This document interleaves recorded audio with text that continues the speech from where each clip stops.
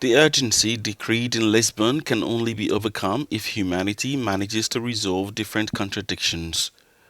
For example, the deep-sea extraction of fossil energy resources collides with the preservation of the oceans. Among oil-exporting countries, there are policymakers aware of the need for new solutions. Heads of state and government, representatives of the scientific community, the private sector and civil society will seek at this summit to find answers to the growing needs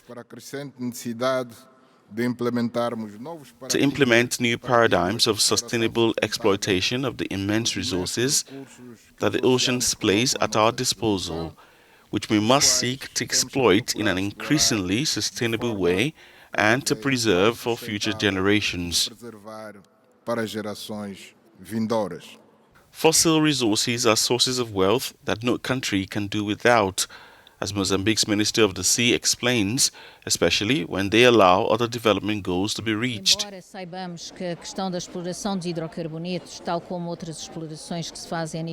Although we know that the issue of exploration of hydrocarbons, like other explorations that are done at sea, has some bad effects, no, if we don't control the situations, we have other benefits that are related to our development indexes.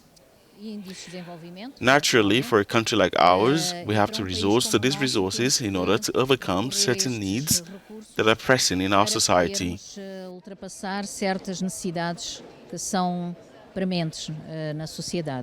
The balance is delicate but possible, although an energy paradigm shift is needed. Oil and gas industry has been tightly regulated.